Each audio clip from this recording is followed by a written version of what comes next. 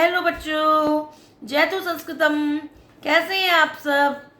बेटा, आज हम बनाएंगे क्षितिज क्लास 9 की कृतिका की चैप्टर 1 की वीडियो इस जल प्रलय में।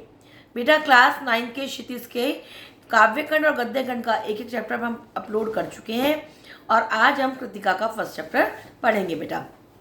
लेकिन सबसे पहले आपको क्या करना है? लाइक, सब्सक्राइब और शेयर ज़रूर करना है वीडियो को, और वीडियो को पूरी देखिएगा जिससे आपको पूरा कंटेंट समझ में आ जाए बेटा। अब देखिए, इस जल प्रलय में, जल प्रलय किसे कहते हैं बेटा? जो आपदा, जो तबाही जल के, पानी के माध्यम से आती है उसको बोलते हैं हम जल प्रलय। तो इसमें पानी के द्वारा जो प्रलय आई है, आपदा आई है, उसका वर्णन किया गया है। फणीश्वर नाथ रेणु जी के द्वारा ये पाठ लिखा गया है। लेखक शुरुआत करता है कि मेरा गांव ऐसे इलाके में है जहां पर पश्चिम, पूरब और दक्षिण की कोसी, पनार, महानंदा और गंगा की बाढ़ से पीड़ित लोग जो है आकर पनाह लेते हैं, पनाह में शरण लेते हैं, वहां पर आकर रुकते हैं। जब बाढ़ से परेशान हो जाते हैं तो वहां पर आकर रुक जाते हैं, शरण ले लेते हैं। पश्चिम के लोग भी, दक्षिण के लोग भी और पूरब के लोग भी, जो कोसी की, पनार की, महानंदा की और गंगा की बाढ़ आदि से पीड़ित होते हैं बेटा। अब बताइए, बाढ़ कब ज़्यादा आती है? कब आती है फ्लड ज़्यादा? जब बारिशें ज़्यादा होती हैं। और बारिशें कौन से मौसम में ज़्यादा होती हैं बेटा? सावन भादों के मौसम में। तो सावन भादों में ट्रेन की खिड़कियों से विशाल और सपाट पृथ्वी पर गायें, बैल, भैंस, बकरों की हजारों झुंड देखकर ही लोग बाढ़ की विभीषिका का अंदाजा लगाते हैं। मीन्स अब गायें, बैल, भैंस, बकरी सब कहाँ ज़्यादा जाएंगे? जहाँ घास फूस होगी। लेकिन लेखक का गाँव का कैसे इलाके में था? जो सूखा था, जहाँ पर बाढ़ नहीं आती थी, जहाँ पर पानी के कोई भी ऐसे स्रोत नहीं थे। उसके बावजूद भी यहाँ पर गायें, भैंसों के, बकरों के झुंड होने का क्या मतलब है? कि यहाँ पर बाढ़ से पीड़ित वो लोग शरण लेते थे, जानवर तक भी शरण लेने के लिए आते थे। अब वो कहते हैं पर्वतीय क्षेत्र में जन्म लेने के कारण, पर्वतीय क्षेत्र मीन्स बेटा जहाँ पर कोई भी फसल ना उगती हो, कोई भी फसल ना उगाई जा सकती हो, ऐसे जगह जन्म लेने के कारण अधिकांश लोगों की तरह मैं भी तैरना नहीं जानता। अब जिस जगहों पर पानी के स्रोत होते हैं, गंगा होती है, यमुना होती है या कोई और नदी होती है, वहाँ के लोग अपना आप उसमें जम कर करके तैरना सीख जाते हैं। आजकल तो स्विमिंग क्लब भी बहुत बन गए हैं। लेकिन जिस समय पाठ लिखा गया था उस समय स्विमिंग क्लब का तो कोई अस्तित्व ही नहीं था, और जहाँ पर पानी के स्रोत नहीं होते थे वहाँ के लोग तैरना भी नहीं जानते थे। तो इसलिए लेखक भी तैरना नहीं जानता था। लेकिन 10 वर्ष की उम्र में से पिछले साल तक, जब तक उसने चैप्टर लिखा, जब तक लास्ट ईयर तक, बॉय स्काउट, स्वयं सेवक, राजनीतिक कार्यकर्ता और रिलीफ वर्कर की सहायता से बाढ़ क्षेत्रों में लेखक ने काम किया है। जो क्षेत्र बाढ़ से पीड़ित होते हैं उन क्षेत्रों में उसने काम किया है। अब बेटा, आप कहेंगे स्काउट किसे कहते हैं? आपने देखा होगा जब बहुत बड़े बड़े मेले लगते हैं या कोई आपदा आती है या कहीं राष्ट्रीय कार्यक्रम में ज़रूरत होती है तो कुछ बच्चे भी एक स्पेशल यूनिफॉर्म में वहाँ पर हेल्प करने के लिए आते हैं। उन्हें बोलते हैं बेटा बॉय स्काउट और गाइड। मीन्स जो बच्चे एक स्पेशल ट्रेनिंग लेकर हेल्प करने के लिए आते हैं। अब वो कहते हैं कि लिखा भी है बहुत कुछ मैंने बाढ़ के बारे में। हाई स्कूल में बाढ़ पर लिखा था मैंने एक लेख, उस पर मुझे प्रथम पुरस्कार मिला। उसके बाद कुछ रचनाओं के नाम दिए हैं उनकी। धर्मयुग में कथा दशक के अंतर्गत बाढ़ की पुरानी कहानी को नए पाठ में प्रस्तुत किया उन्होंने। जय गंगा, डायन कोसी, हड्डियों का बूल आदि उन्होंने छोटे मोटे रिपोर्टाज लिखे, और कई उपन्यासों में उन्होंने बाढ़ की विनाश लीलाओं के बहुत से चित्र प्रस्तुत किए हैं। लेकिन गांव में जब तक वो रहे उन्हें कभी भी बाढ़ से गिरने का, बहने का, भोगने का अनुभव नहीं हुआ कि बाढ़ आती कैसे है। बाढ़ से पीड़ित लोगों को शरण लेते हुए तो बहुत खुदों को देखा, लेकिन बाढ़ आती कैसे है इसका अनुभव उन्हें कभी भी गांव में रहते हुए नहीं हुआ। वो अनुभव कब हुआ? जब वो पटना में रहते थे सन 1967 में, जब पुनपुन नदी का पानी राजेंद्र नगर में, कंकड़ बाग में और शहर के सारे निचले इलाकों में घुस आया था। 18 घंटे की अविराम मीन्स बिना रुके कंटिन्यूसली जब बारिश होती रही 18 घंटों तक, तो पुनपुन नदी का पानी सब जगह घुस आया था। तब उन्होंने बाढ़ को अनुभव किया। वो कहते हैं कि मैंने बाढ़ को भोगा तो है, लेकिन किसी गांव वाले व्यक्ति की हैसियत से नहीं, ग्रामीण व्यक्ति की हैसियत से नहीं, शहरी व्यक्ति की हैसियत से मैंने बाढ़ को भोगा है। तो इसीलिए जब बाढ़ का पानी शहर में प्रवेश करने लगता है तो पटना का पश्चिमी इलाका जो है वो छाती भर पानी में जब डूब जाता है तो सब लोग घर में ईंधन, ईंधन मीन्स जिससे हम गैस जला सकें, स्टोव जला सकें, आलू सब्जी तो बन सके आलू की और कुछ नहीं हो तो मोमबत्ती रोशनी कर सके घर में। दिया सलाई जलाएंगे किससे? मोमबत्ती, माचिस से। दिया सलाई मीन्स माचिस। पीने का पानी और काम्पोज की गोलियां। काम्पोज की गोलियां बेटा क्या होती है? नींद की दवाई, क्योंकि इतनी परेशानियों में, इतनी तकलीफों में नींद तो आती नहीं जब टेंशन दिमाग में रहती है, तो कि व्यक्ति कम से कम सो तो सके नींद की गोली लेकर। तो वो सब ईंधन, आलू, मोमबत्ती, दिया सलाई, पीने का पानी, काम्पोज की गोलियां, ये सब इकट्ठा करके बैठ जाते हैं और बाढ़ की प्रतीक्षा करने लगते हैं। अब सुबह खबर आती है राजभवन और मुख्यमंत्री निवास प्लावित हो गया है। प्लावित होना मीन्स बाढ़ के पानी में बिल्कुल डूब गया है। दोपहर में सूचना मिलती है गोलघर, ये वहां की जगहों के नाम है बेटा जहां का लेखक वर्णन कर रहा है कि गोलघर जल से घिर गया है। फिर बंगला में लिखा है जानो गोलघर डूबे के छे, मीन्स ये आपको बंगला भाषा में ही दिया गया है कि गोलघर जल से घिर गया है।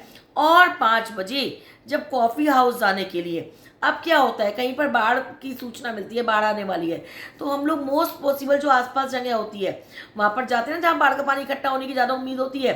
तो ऐसे ही वो कॉफ़ी हाउस जाने के लिए पूरे शहर का हाल मालूम करने के लिए जब निकलता है तो रिक्शे वाला हंसकर कहता है उन्हें कि अब कहाँ जाइएगा, अब कॉफ़ी हाउस में भी अबले पानी आ गया होगा, मीन्स अब तक तो कॉफ़ी हाउस में ही पानी आ गया होगा, अब आप जाकर कहाँ क्या करेंगे। तो अब लेखक उसको कहता है पानी कैसे घुस गया है वही तो देखना है, कि वही तो देखने जा रहे हैं कि पानी कैसे आया है, और कहकर वो रिक्शा पर बैठ जाते हैं। लेकिन लेखक अकेले नहीं जा रहे थे, उनके साथ एक विशेषज्ञ मीन्स विशेष जानकारी रखने वाले, व्याख्याता व्याख्यान देने वाले आचार्य कवि मित्र थे उनके, जो अनवरत, अनवरत मीन्स लगातार, अनर्गल मीन्स जो कैसी थी बेटा, बिल्कुल जिसका कोई मतलब ही नहीं होता था, अनगढ़ मीन्स और बिल्कुल ऐसी जिनका कोई एक सोच समझ के ना बोली गई हो, ऐसी गद्य में स्वगतोक्ति मीन्स जो वो बातें बोल रहे थे, अपने मन से जो बातें बोल रहे थे उनसे वो कभी भी बोर नहीं होते थे। लगातार जो लेखक बोलते रहते थे बिना बिना सोचे समझे हुए अपने मन की बातें, उनसे वो कभी भी बोर नहीं होते थे। ऐसे एक मित्र भी लेखक के उनके साथ जा रहे थे। अब क्या होता है, motor, scooter, tractor, motorcycle, truck, टमटम, साइकिल, रिक्शा, पैदल, जिसके पास जो भी साधन था उसी से सब लोग पानी देखने जा रहे थे और कुछ लोग पानी देखकर लौट भी रहे थे। देखने वालों की आंखों में जबान पर एक ही जिज्ञासा थी, एक ही इच्छा थी देखने की कि पानी कहाँ तक आ गया। और जो लोग देखकर लौट रहे थे वो एक ही तरह की बातचीत कर रहे थे कि पानी फ्रेजर रोड पर आ गया, पानी वहाँ आ गया, Krishnapuri, Pataliputra colony, boring road, industrial area का तो कुछ पता ही नहीं है। अब ऐसे करके वो बातें कर रहे थे आपस में कि पानी यहाँ तक आ गया, पानी वहाँ तक आ गया, ये डूब गया, वो डूब गया करके वो आपस में बातें कर रहे थे। अब लेखक कहते हैं जब हम कॉफ़ी हाउस के पास पहुंचते हैं तो कॉफ़ी हाउस जैसा कि रिक्शा वाले ने कहा था बंद कर दिया गया था क्योंकि वहाँ भी पानी आ गया था। और सड़क के किनारे पर मोटी डोरी की शक्ल में, बहुत मोटी सी डोरी हो ऐसी शक्ल में, गेरुए रंग का झाग फेन में उलझा पानी तेजी से रखता आ रहा था। गेरवा क्यों? क्योंकि उसमें बेटा मिट्टी का, सब जगह की मिट्टी मिल रही थी, इधर उधर की मिट्टी गंदगी मिल रही थी, तो उसका पानी का रंग गेरुआ हो गया था। और झाग क्यों? क्योंकि उसका बहाव बहुत तेज था और जब पानी बहुत तेजी गति से बहता है तो वो झाग की शक्ल ले लेता है, वो बहुत तेजी से आ रहा था। तो लेखक कहते हैं आचार्य जी आगे जाने की जरूरत नहीं है, वो देखिए आ रहा है मृत्यु का तरल दूध। अब मृत्यु का तरल दूध क्या है बेटा? मृत्यु का तरल दूध से मतलब है, मृत्यु मीन्स जो मौत की सूचना लेकर आता है, तरल मीन्स जो लिक्विड द्रव्य फॉर्म में आ रहा है, और दूध मीन्स जो संदेश लेकर आता है। अब पानी क्या है? पानी वैसे हमें जीवन देने वाला होता है, पानी हमें जीवन देता है, लेकिन यहाँ पर पानी क्या कर रहा है? मृत्यु का संदेश लेकर आ रहा है, क्योंकि बाढ़ के रूप में आ रहा है, और जहाँ जहाँ बाढ़ पहुँचती जाएगी वहाँ पे तबाही होती जाएगी, मृत्यु का संदेश बढ़ता आगे चढ़ता चला जाएगा। तो इसीलिए वो द्रव्य फॉर्म में, लिक्विड फॉर्म में आ रहा है, इसलिए लेखक ने कहा मृत्यु का तरल दूध। अब लेखक कहता है आतंक के मारे मेरे दोनों हाथ बरबस जुड़ गए, और सबह मीन्स बिल्कुल डरते हुए प्रणाम निवेदन में, प्रणाम की मुद्रा में लेखक के मुंह से अस्फुट मीन्स कुछ अस्पष्ट थे, जो क्लियर नहीं थे, शब्द निकले। शब्द क्या निकले? ऐसे हम बहुत डर जाते हैं कभी किसी चीज में, तो क्या बोलते हैं धीरे से मन में, हे भगवान आज बचा ले। आपके एग्जाम में कोई पेपर कभी बहुत टफ आ जाए, आपका याद करवाना है, तो आप क्या कहते हो, हे भगवान बस आज पास कर देना, मन में कहते हो ना। तो जब भी हम डरते हैं किसी चीज से, तो हमारे मन में सबसे पहले भगवान का ध्यान आता है। तो ऐसी वो लेखक कहता है कि हाँ, मैं बहुत कायर हूँ, बहुत डरपोक हूँ, ऐसे मेरे बिल्कुल मेरे हाथ प्रणाम की मुद्रा में अपना आप ही जुड़ गए और कुछ अस्पष्ट शब्द मेरे मुंह से निकले। लेकिन रिक्शे वाला बहुत बहादुर है, वो क्या कहता है, थोड़ा और आगे चलिए ना। तो भीड़ का एक आदमी कहता है, ए रिक्शा, करंट बहुत तेज है। करंट मीन्स प्रवाह। करंट किसको बोलते हैं बेटा? बिजली वाला करंट नहीं, प्रवाह, किसी चीज का प्रवाह, कि पानी का प्रवाह जो है, वो फ्लो जो है पानी का बहुत तेज है और आगे मत जाओ। तो लेखक जो है रिक्शा वाले से बहुत रिक्वेस्ट वाले स्वर में बोलता है कि लौटा ले भैया, आगे जाने की हमें कोई ज़रूरत नहीं है, क्योंकि लेखक को डर लग रहा था। तो कहता है आगे बढ़ने की कोई ज़रूरत नहीं है, तू लौटा ले। तो रिक्शा मोड़कर अप्सरा सिनेमा हॉल, जो कि बंद हो गया था, कि बगल से गांधी मैदान की ओर वो चलने लगते हैं। अब यहाँ पर फिर से इनके प्लेसेस के नाम है, पैलेस होटल, इंडियन एयरलाइंस दफ्तर के सामने भी पानी भर रहा था। पानी की तेज धारा पर लाल हरे नियन विज्ञापनों की परछाइयां सैकड़ों रंगीन सांपों की सृष्टि कर रही थी। मीन्स अब पानी की धारा जो थी, पानी का प्रवाह जो था बहुत तेज था, और जो रास्ते में होर्डिंग्स लगे हुए होते हैं, जो विज्ञापनों के बैनर लगे हुए होते हैं, वो पानी में टूट टूट कर गिर रहे थे। तो अब वो पानी में तैरते हुए ऐसे लग रहे थे मानो रंग बिरंगे सैकड़ों सांप पानी में चल रहे हो। और गांधी मैदान की रेलिंग के सहारे खड़े हुए हजारों लोग उनको देख रहे थे। सब लोग जो बाढ़ का पानी देखने आए थे, वो सब लोग उनको देख रहे थे। अब दशहरे वाले दिन हम रामलीला में रावण दहन देखने जाते हैं ना सब लोग बेटा, तो बहुत भीड़ होती है वहाँ पर, आप भी जाते होंगे, बहुत भीड़ होती है।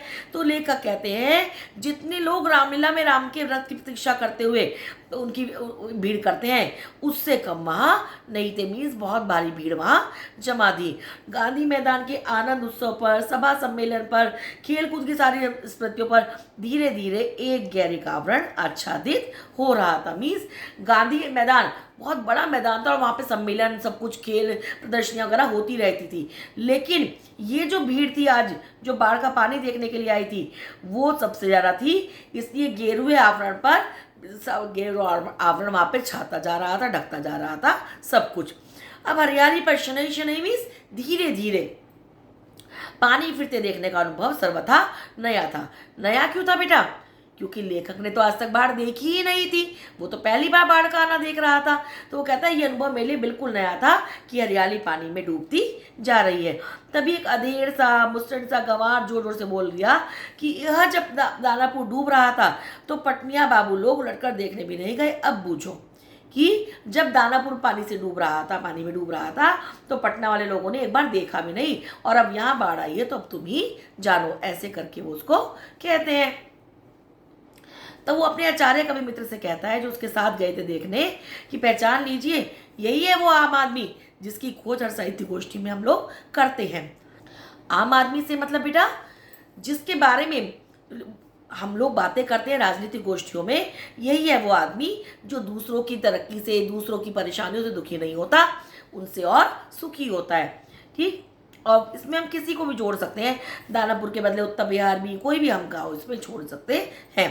अब शाम के 7:30 बज चुके थे और आकाशवाणी के पटना केंद्र, आकाशवाणी मीन्स जैसे आजकल आप FM सुनते हैं, ठीक, ऐसे पहले आकाशवाणी होता था, और पटना के केंद्र से स्थानीय समाचार प्रसारित हो रहा था। जैसे आजकल आप टीवी पे लोकल न्यूज़ चैनल में सुनते हैं ना सब कुछ लोकल की खबरें, तो ऐसे वहाँ पर भी स्थानीय समाचार प्रसारित हो रहा था। पान की दुकानों के सामने जो लोग खड़े थे वो चुपचाप उत्कर्ण होकर, उत्कर्ण मीन्स बिल्कुल सावधान होकर उन खबरों को सुन रहे थे। जैसे आजकल ये हम लोग, जैसे युद्ध की आशंका चल रही है, आतंकी हमले हो रहे हैं, तो हम लोग हर समय टीवी पर कान लगाए देखते रहते हैं ना, अपने सब सुनते रहते हैं कि न्यूज़ कौन सी आ रही है, लोकल चैनल भी लगा के रखते हैं, ऐसे ही वो सब लोग भी सुन रहे थे। वो कहते हैं पानी हमारे स्टूडियो की सीढ़ियों तक पहुंच चुका है। अब जहां से वो प्रसारित हो रहा है समाचार, उस स्टूडियो की सीढ़ियों तक भी पानी पहुंच चुका है और किसी भी पल स्टूडियो में प्रवेश वो कर सकता था। पानी, कौन सा पानी बेटा? जो बाढ़ का पानी आ रहा था वहां पर। अब समाचार दिल दहलाने वाला था, मीन्स डराने वाला था। कलेजा धड़क उठता है क्योंकि लेखक ने पहले ही बताया कि मैं बहुत डरपोक हूँ। और मित्र के चेहरे पर भी अब आतंक की रेखाएं उभरी, मीन्स मित्र भी अब डरने लगे। लेकिन तुरंत ही वो सहज हो गए। क्यों हो गए? क्योंकि अब वही तो बाढ़ पहली बार देख रहे थे, सब लोगों को तो अनुभव था इस चीज का, तो कोई भी डरा हुआ नहीं दिखाई दे रहा था। सब आम दिनों की तरह हंस बोल रहे थे और आज तो कुछ ज्यादा एक्साइटेड थे कि बाढ़ आने वाली है। ठीक, तो इसीलिए वो लोग भी सहज हो गए। दुकानों में थोड़ी बहुत हड़बड़ी जरूर थी क्योंकि उनका सामान खराब हो जाता, तो वो नीचे का सामान ऊपर लेकर जा रहे थे, सामान लाद रहे थे ट्रक पर, टेम्पू पर, टमटम पर। ठीक, और खरीद बिक्री सब बिल्कुल बंद हो चुकी थी। क्यों? क्योंकि सब लोग अपने घरों में सामान जोड़ रहे थे, जिससे यदि बाढ़ के समय उन्हें 2-3 दिन घर में रुकना भी पड़े तो वो लोग आराम से बैठकर अपने घर में राशन पानी उससे काम चला सके। लेकिन पान वालों की बिक्री बढ़ जाती है। क्यों? क्योंकि पान की दुकान पर खड़े होकर सब लोग समाचार सुन रहे थे, वहां पे सब लोग जान रहे थे और बाढ़ को देखने के लिए भी उत्सुक हो रहे थे। कोई भी इस आसन संकट में, जो संकट आ रहा था, उससे कोई भी डरा हुआ नहीं दिख रहा था। अब पान वाले के आदमकद आईने में, आदमकद आईना मीन्स बेटा जो पूरा फुल साइज का आईना उसका था, शीशा जो था, उसमें लेखक और उसके कवि की सूरत जो थी, शक्ल जो थी, वो मुर्रम ही नजर आ रही थी। मीन्स बहुत उदास सी, बिल्कुल जैसे मृत्यु की ओर अग्रसर हो, ऐसी उनकी शक्ल लग रही थी। लेखक सोचता है यदि हम यहाँ कुछ देर और ठहरेंगे तो वहाँ खड़े लोग किसी भी पल हमारे ऊपर हंस पड़ेंगे कि इन बुजलियों को तो देखो। मतलब लेखक को डर लग रहा था, वो कहता है सब लोग कहेंगे इन बुजिलों को देखो ये कितना डर रहे हैं। और ऐसी ही बातें चारों ओर से उछल कर आ रही थी। सब लोग बोल रहे थे कि एक बार अब डूब ही जाए, धनुष कोटि की तरह, कहीं पतना भी लापता ना हो जाए। बेटा धनुष कोटि क्या है बताइए? जगह जगह के नाम दे रखे हैं इसमें। वो कहते हैं सब पाप धुल जाएगा, गोल घर, फिर ये भी एक जगह का नाम है कि ताश की गड्डी लेकर बैठ जाए, बिस्कुमान बिल्डिंग की छत पर क्यों, ये सब जगह के नाम दे रखे हैं कि यहाँ पर बैठ जाना चाहिए। कुछ लोग कहते हैं इनकम टैक्स वालों को इस समय छापा मारना चाहिए, क्योंकि जो, क्यों मारना चाहिए? क्योंकि जो काला धन है लोगों का, वो इसी समय तो इधर से उधर ट्रांसफर करेंगे ना, तो इनकम टैक्स वालों को वो इजीली मिल जाएगा। अब राजेंद्र नगर चौराहे पर मैगजीन कॉर्नर की आखिरी सीढ़ियों पर कुछ मैगजीन्स, कुछ वो पहले की तरह बिछी हुई थी। तो लेखक सोचता है एक सप्ताह की खुराक एक साथ ही ले लूं। खुराक से मतलब अब लेखक को पढ़ने का बहुत शौक था, तो एक सप्ताह पढ़ने के लिए कुछ बुक्स ले लूं। क्या क्या लूं? हेडली चाहिए सप्ताह में, ऐसे करके कुछ बुक्स के नाम देखता है। और दुकान का मालिक जो था वो कृष्णा पता नहीं क्यों नहीं देखकर मुस्कुराने लगता है। फिर वो और किताबों को छोड़कर कुछ हिंदी की, कुछ बांग्ला की और कुछ अंग्रेजी की, इंग्लिश की सीने मैगजीन लेकर वहाँ से लौटते हैं। फिर मित्र से विदा लेते हुए कहते हैं कि पता नहीं कल हम कितने पानी में रहे, जो भी कम पानी में रहेगा वो दूसरे मित्र की खोज खबर ले लेगा। ऐसे कहकर वो मित्र से विदा लेते हैं। अब फ्लैट में वो पहुंचा ही था कि जनसंपर्क की गाड़ी, बेटा जब ऐसी कोई आपदा आने वाली होती है तो नगर पालिका की तरफ से अनाउंस कराया जाता है कि बाढ़ का पानी वहाँ तक आ गया, बाढ़ का पानी वहाँ तक आ गया। कोरोना के दौरान भी आपने देखा होगा कि सब अनाउंसमेंट होते रहते थे कि आज इस समय मार्केट बंद होगा, इस समय ये होगा, तो ऐसे नगर पालिका की गाड़ी से अनाउंसमेंट होते रहते हैं। तो लाउड स्पीकर से घोषणा करती हुई गाड़ी राजेंद्र नगर पहुँच चुकी थी। और गोलंबर, गोलंबर एक जगह का नाम है जहाँ पे कोई भी आवाज़ आसपास की इमारतों जब टकराकर मंडराती थी तो 4 बार प्रतिध्वनित होती थी, मीन्स रिपीटेशन होता था उसका, गूंजती थी आवाज 4 बार। तो सिनेमा लॉटरी के प्रचार गाड़ी वहां पहुंचते ही भाइयों कहकर एक पल के लिए चुप हो जाती है और बार बार आवाज़ रिपीट होती है, भाइयों भाइयों करके बार बार आवाज़ रिपीट होती है। एक बहुत मजमस्त रिक्शा चालक था जो रात के सन्नाटे में सवारी पहुंचाकर लौटाने से पहले इस गोलंबर के पास ही गाता हुआ जा रहा था। सुन मेरे बंधु करके यहाँ पर गाना दे रखा है, वो गाता हुआ जा रहा था। अब गोलंबर के पास जनसंपर्क की गाड़ी से ऐलान किया जाने लगा, मीन्स सारे में अनाउंस होने लगा कि भाइयों ऐसी संभावना है कि बाढ़ का पानी रात्रि के करीब 12 बजे तक, किस समय तक बेटा? 12 बजे तक लोहानीपुर, कंकड़बाग, राजेंद्र नगर में घुस आएगा, तो आप लोग सावधान हो जाएं। तो फिर से रिपीटेशन होती है आवाज का, सावधान हो जाए, सावधान हो जाए, रिपीट होने लगती है जब आवाज बेटा फिर से। अब लेखक अपनी वाइफ से पूछता है गैस का क्या हाल है, मीन्स घर में सिलेंडर कितना है, कितने दिन चल जाएगी गैस? तो लेखक वो उसकी लेखक की पत्नी कहती है बस उसी का डर है, खत्म ही होने वाला है। अब सिलेंडर में, आपके घरों में भी गैस का सिलेंडर होता है क्या? तो कोई मीटर लगा हुआ होता है, पता चल जाता है एक्यूरेट कब खत्म होगा? नहीं ना। तो ऐसी वो कहती है उसमें मीटर वगैरह नाम की तो कोई चीज़ ही नहीं होती, तो इसलिए पता नहीं चलता। लेकिन केवल कुछ ही दिनों का है और 1 या 2 दिन का कोयला भी है, स्टोव है, लेकिन किरासन केवल 1 ही बोतल है। ऐसे करके वो अपने घर के ईंधन के बारे में उसको जानकारी देती है। तो लेखक कहता है फिलहाल के लिए तो बहुत है, और बाढ़ का भी यही हाल है। जैसे तुम्हारे गैस के सिलेंडर में मीटर नहीं है, ऐसे ही बाढ़ में भी कोई मीटर वगैरह तो लगा नहीं होता कि पता चल जाए कि कब वो आएगी, कब वो आ धमकेगी। सारे राजनगर में सावधान सावधान सावधान की आवाज़ गूंजने लगती है। सब लोग नीचे की ब्लॉकों से सामान हटाने लगते हैं। और लेखक कहता है मेरे फ्लैट के नीचे के दुकानदार ने पता नहीं कितना कागज इकट्ठा कर रखा था, और वो एक अलाव जलाकर सुलगा देता है और सारा कमरा जो है वो धुएं से भर जाता है। आगे लेखक कहता है सारा शहर जगा हुआ है। क्यों जगा हुआ है बेटा? कि पता नहीं किस समय बाढ़ आ जाए। पश्चिम की ओर कान लगाकर सुनने की लेखक चेष्टा करता है, और वहां से कुछ हलचल की आवाज़ें भी आ रही थी कि लगता है 1-1:30 बजे रात तक पानी राजनगर पहुंच जाएगा।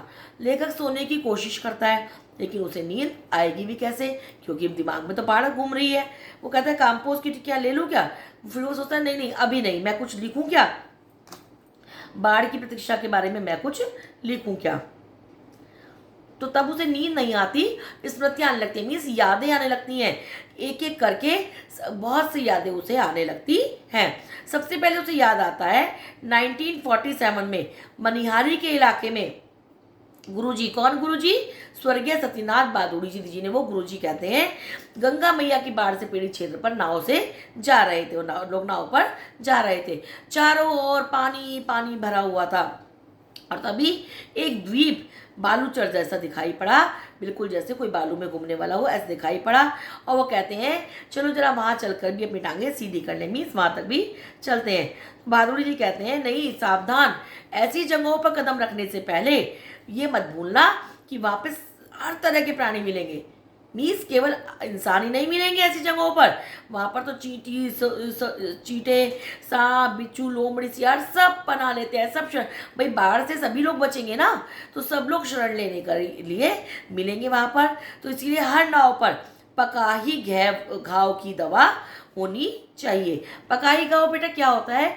जब हम बहुत देर तक पानी में पैर डाल के रखते हैं तो क्या होता है, उंगलियां सड़ जाती हैं। जब गंदा पानी होता है, साफ पानी में तो दिक्कत नहीं होती, लेकिन गंदे पानी में हमारी उंगलियां सड़ जाती हैं, तो उसे बोलते हैं बेटा पकाही घाव। अब बाढ़ आई हुई होती है, इलाके छोटे होते हैं, तो उंगलियां पैर में पड़ी रहती है ना, तो कहते हैं पकाही घाव की दवा होनी चाहिए। दिया सलाई की माचिस की डिब्बी होनी चाहिए, और किरासिन तेल भी होना चाहिए। और जहाँ जहाँ भी वो कहते हैं हम जा रहे थे, वहाँ वहाँ पकाई घाव की दवा और माचिस की मांग जरूर होती थी। अब आगे वो दूसरी बाढ़ के बारे में याद करते हैं। 1949 में महानंदा की बाढ़ से घिरे वापसी थाना के गांव में जब वो पहुंचते हैं, तो नाव पर रिलीफ के डॉक्टर साहब थे। रिलीफ मीन्स जो लोगों को रिलीफ देने के लिए, लोगों की सेवा करने के लिए आए थे। गांव के कई बीमार व्यक्तियों को नाव पे चढ़ा के कैंप में लेकर जाना था। तो एक बीमार जो नौजवान व्यक्ति था, उसके साथ उसका कुत्ता भी था जो उसने पाल रखा था। तो जो वो नौजवान चढ़ता है तो कुई कुई की आवाज़ करते हुए कुत्ता भी नाव पर चढ़ जाता है। तो डॉक्टर साहब कहते हैं नहीं नहीं कुकुर नहीं कह के वो बोलते हैं। तो वो क्या होता है, नौजवान फिर से पानी में उतर जाता है कि नहीं नहीं हमारा कुत्ता नहीं जाएगा तो हम भी नहीं जाएंगे, मैं भी नहीं जाऊंगा।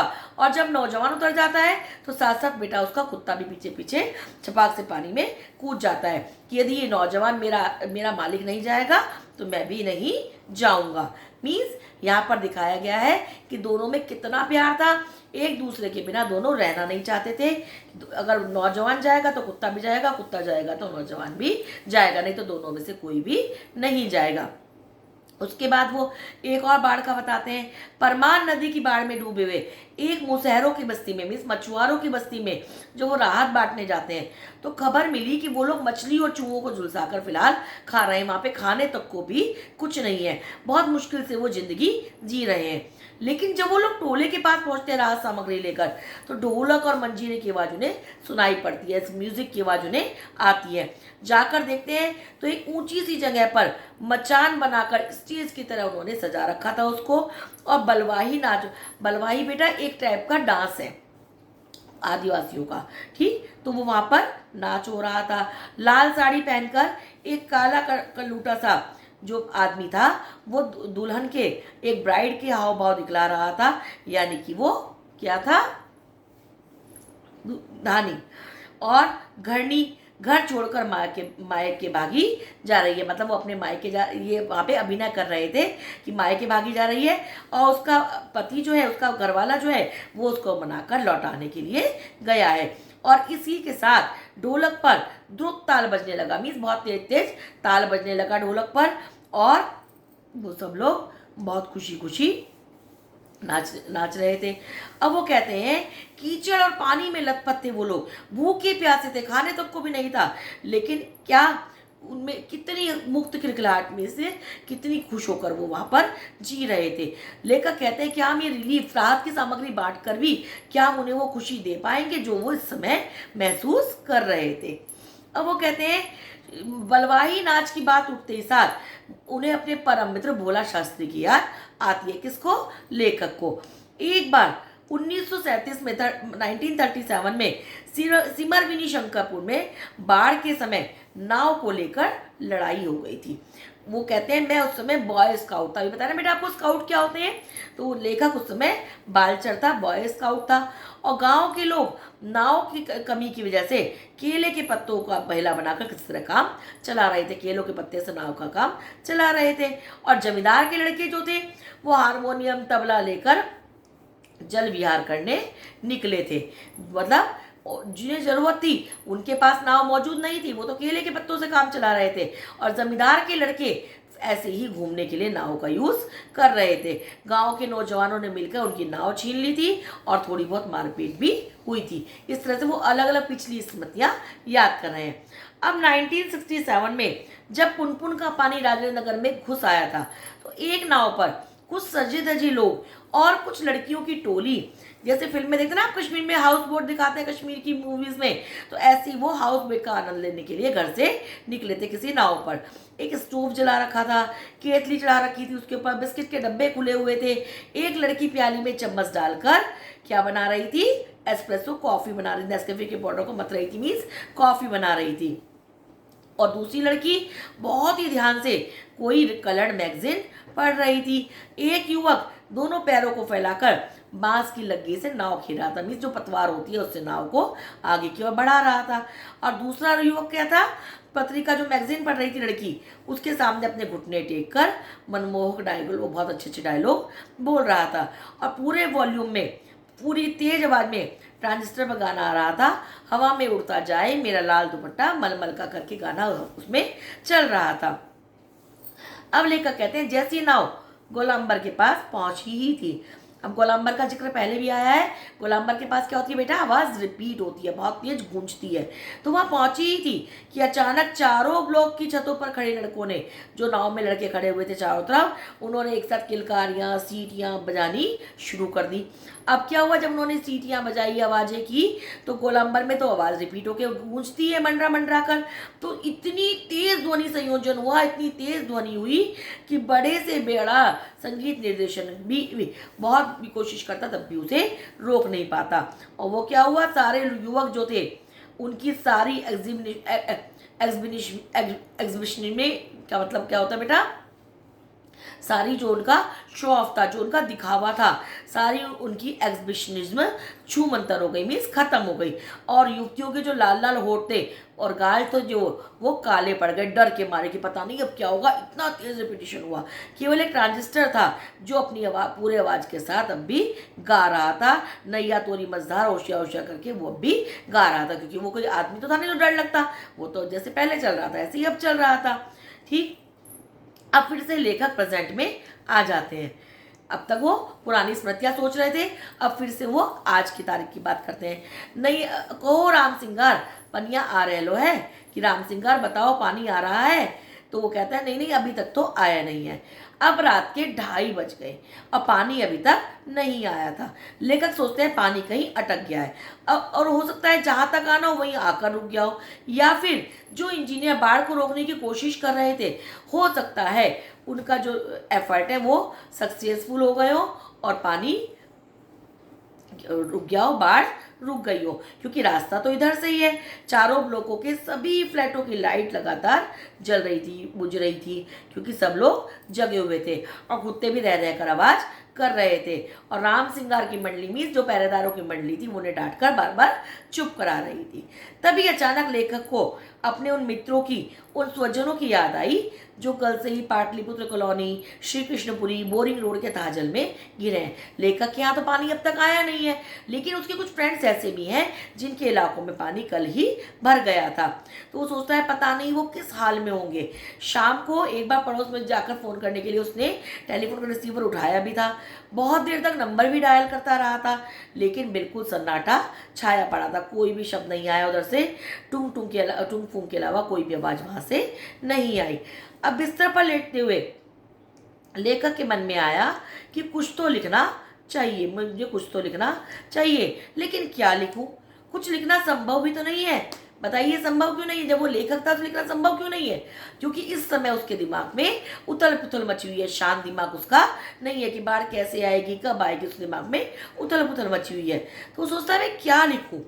वो कहता है नहीं चलो ठीक है, मैं अपनी पुरानी यादों को ही दोबारा से जगाता हूँ। अब क्या होता है, पिछले साल वो सोचता है अगस्त में नरपतगंज थाना चकदराहा गांव के पास एक आसन प्रसवा में जिसकी अभी अभी जिसके बच्चे हुए हों, ऐसी गाय उसकी तरफ टुकुर टुकुर देख रही थी और छाती भर पानी में वो खड़ी हुई थी। अब वो कहते हैं नहीं नहीं भूली बिसरी यादें नहीं। अब वो लेखक कहता है बेहतर है आंखें मूंदकर सफेद भेड़ों के झुंड देखने की चेष्टा मैं करूं, कि मैं अपनी आंखें बंद कर लूं और सफेद सफेद भेड़ों के झुंड देखूं। उजले उजले सफेद भेड़, बहुत सफेद सफेद रंग के भेड़ और सफेद भेड़ों के झुंड में देखूं। अब लेखक कहता है झुंड, किंतु सभी उजले भेड़ अचानक काले हो गए, कि पता नहीं क्यों वो तो अचानक से काले हो गए। बार बार मैं आंखें मूंद रहा हूँ, बाबा खोल रहा हूँ, उन काले भेड़ों को उजला करना चाह रहा हूँ, सफेद करना चाह रहा हूँ, लेकिन वो तो भूरे हो गए। अब उजले भेड़ काले भूरे, किंतु उजले उजले गेहुए रंग के भेड़। मीन्स उसे ऐसा लग रहा है बहुत सारे भेड़ वहां पर दिखाई दे रहे हैं। पहले वो उजले उजले रंग के थे, फिर वो कभी काले हो गए। ठीक, तो इस तरह से वो बार बार सोचता है उन्हें उजला कर लूं, लेकिन वो कभी काले कभी गेहुए रंग के होते जा रहे हैं। ठीक, ओई देखो ऐसे ही गच्छे जल, झकझोर कर मुझे जगाया गया।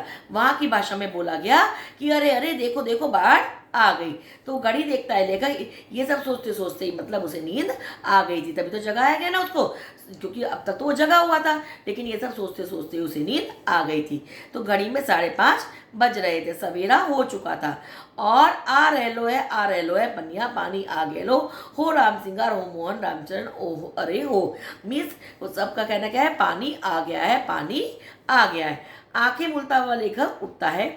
पश्चिम की ओर थाना के सामने सड़क पर मोटी डाली की शक्ल में से बहुत मोटी सी डाल आ रही हो, मुंह में झाग फेन लिए पानी आ रहा है। झाग फेन का मतलब बेटा मैंने पहले ही बताया था, जब पानी का बहाव बहुत तेज होता है तो क्या होता है, पानी में झाग आने लगते हैं। और ठीक वैसा ही पानी वहां दिखाई दे रहा था जैसा शाम को हमने कॉफी हाउस के पास देखा था। पानी के साथ चलता हुआ, किलौल करता हुआ बच्चों का एक दल जो है वो पश्चिम दक्षिण कोने पर दिनकर तिथिशाला से और उनके आगे बस्ती के पास बच्चे कूद क्यों रहे हैं। अब लेखक को लगता है कि पानी के साथ साथ खेलते हुए बच्चों का एक दल उसके पानी के साथ आगे आगे चल रहा है। बहुत तेज बहाव से पानी आ रहा है और उसके साथ साथ बच्चों का एक दल उसमें चल रहा है। तो वो सोचता है बच्चे क्यों कूद रहे हैं, पानी के आगे बच्चे कूद क्यों रहे हैं। वो कहते नहीं नहीं बच्चे नहीं, पानी है, वहाँ मोड़ है, एक वहाँ पे कट है, इसलिए थोड़ा रुकाव हो रहा है और इसीलिए पानी उछल रहा है, जो कैसा लग रहा है जैसे बच्चे उछल कूद कर रहे हो। ब्लॉक नंबर 1 के पास पुलिस चौकी के पीछे के हिस्से में पानी का पहला रेला आया। मीन्स पानी का पहली बार पानी वहां पर आया। और ब्लॉक नंबर 4 के नीचे सेठ की दुकान की बाई बाजू में लहरें नाचने लगी। सब तरफ वहां पर पानी ही पानी होने लगा। अब लेखक क्या करता है, दौड़कर छत पर चला जाता है और चारों ओर शोर कोलाहल कलरव चीख पुकार और पानी का कलकल रव। चारों तरफ हल्ले मचने लगते हैं, चारों तरफ कोलाहल शोरगुल हो जाता है, चीख पुकार मचने लगती है, लहरों का नर्तन, सब जगह लहरें नाचने लगती हैं। सामने फुटपाथ को पार करके अब पानी लेखक के पिछले हिस्से में भी बहुत तेज गति से बहुत ज़्यादा पानी उसमें बहने लगता है, लेखक के घर के पिछले हिस्से में। और गोलंबर के पास पार्क के चारों ओर पानी डांस करने लगता है। आ गया आ गया, पानी बहुत तेजी से बढ़ रहा है, चढ़ रहा है, प्रवाह कितना तेज है, सोन का पानी है नहीं गंगा जी का, ऐसे करके सारे में आवाजें आने लगती हैं। सामने की दीवार की जो ईंटें थी वो बहुत जल्दी जल्दी डूबती जा रही थी। बिजली के खंभे का काला हिस्सा डूब गया था। तार के पेन का तना धीरे धीरे डूबता जा रहा था, डूबता जा रहा था। अब लेखक सोचता है कि यदि मेरे पास एक मूवी का कैमरा होता और एक टेप रिकॉर्डर होता, ठीक, तो मैं क्या करता, इस बाढ़ को कैद कर लेता अपने कैमरे में, ठीक, क्योंकि बाढ़ तो मैं बचपन से ही देखता आ रहा हूँ, लेकिन इस तरह मैंने बाढ़ का आना कभी भी नहीं देखा। क्यों नहीं देखा, बताया था बेटा आपको शुरू में, क्योंकि लेखक का गाँव ऐसे क्षेत्र में था जहाँ पर बाढ़ आती ही नहीं थी, ठीक। तो वो लेखक कहता है अच्छा हुआ ये रात में नहीं आया, नहीं तो डर के मारे मेरा पता नहीं क्या हाल हुआ होता। देखते देखते गोल पार्क पानी में डूब जाता है। सारी हरियाली लुप्त हो गई, मीन्स पानी के नीचे डूब गई। चारों ओर पानी ही पानी वहां पर दिखाई दे रहा था और भूरे रंग के भेड़ों के झुंड, वो भेड़ों के झुंड, भेड़ दौड़ रहे हैं, बुरे भेड़, मतलब उसे जो पानी का बहाव है वो भेड़ों की तरह लग रहा है। चाय वाले की झोपड़ी भी चली गई। लेखक कहता है काश मेरे पास एक मूवी कैमरा होता, टेप रिकॉर्डर होता, तो मैं उसे रिकॉर्ड कर लेता यहाँ पर। वो कहता है लेकिन ये भी अच्छा हुआ कि मेरे पास कुछ भी नहीं है, एक मेरे पास कलम थी वो भी चोरी चली गई, तो अच्छा हुआ मेरे पास कुछ भी नहीं है। अब बताइए बेटा लेखक ऐसा क्यों कहता है कि मेरे पास कुछ नहीं है, ये बात अच्छी है? क्योंकि अगर लेखक के पास मूवी कैमरा होता, कुछ भी रिकॉर्ड करने के लिए होता, तो वो केवल बाढ़ को रिकॉर्ड करने में ही रह जाता, बाढ़ का प्रत्यक्ष मजा ना ले पाता, उसको अनुभव ना कर पाता। इसलिए वो कहता है कि अच्छा हुआ मेरे पास कुछ भी नहीं है। अब बेटा इसके क्वेश्चन आंसर रह गए हैं केवल। अगर आपको इसके क्वेश्चन आंसर चाहिए बेटा तो मुझे बताइएगा, हम एक वीडियो और अपलोड कर देंगे इस चैप्टर की, जिसमें हम क्वेश्चन आंसर डिस्कस कर लेंगे। ये वीडियो बहुत लंबी हो जाएगी, इसलिए क्वेश्चन आंसर हम इस वीडियो में नहीं कर रहे हैं। अगर आपको क्वेरी होगी तो आप क्वेश्चन आंसर के लिए मुझे कमेंट बॉक्स में बताइएगा, हम क्वेश्चन आंसर के लिए एक वीडियो बेटा और अपलोड कर देंगे। नहीं तो अब हम अगले चैप्टर्स पढ़ेंगे बेटा, ठीक है बेटा। लेकिन वीडियो को लाइक, सब्सक्राइब और शेयर ज़रूर कर दीजिएगा। वीडियो को पूरी देखिएगा, पूरा चैप्टर अच्छे से समझिएगा।